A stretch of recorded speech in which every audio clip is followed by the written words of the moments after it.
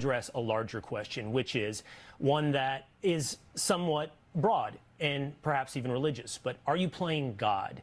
Are you messing with things that you shouldn't be messing with when it comes to the weather? I get this question all the time, and I totally think it makes sense to ask it.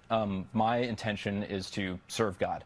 I think that in Genesis 1:26 through 28, and then throughout the Psalms and the rest of the Bible, God tells us to take dominion over and steward creation, both for our sake, creation's itself, and then to honor Him.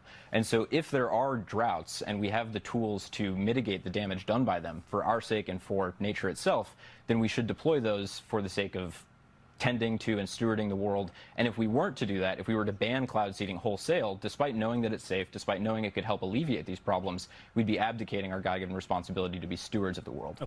Okay, so you heard from Augustus that he believes that he's actually doing God's work by modifying the weather.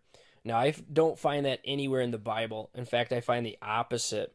In James 5:17, it says Elijah was a man with a nature like ours, and he prayed earnestly that it would not rain.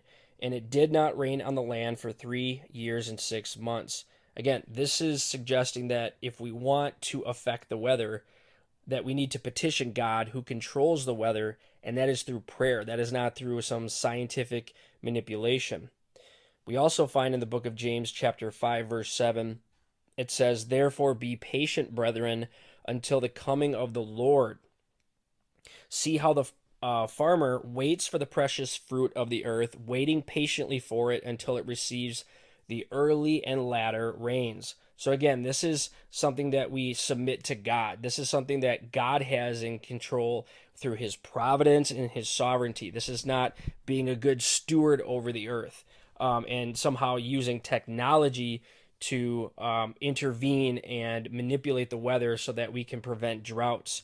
In fact, the exact opposite is happening. We're causing more destruction.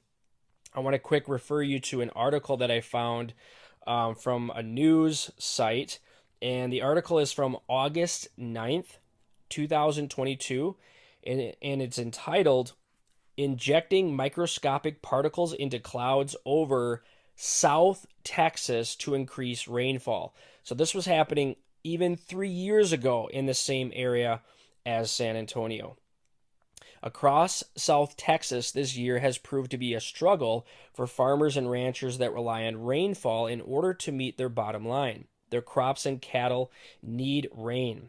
Every day we go without rain is a struggle financially. Each day that does not see rain from the skies is a day that requires irrigation on McFriggery's ranch.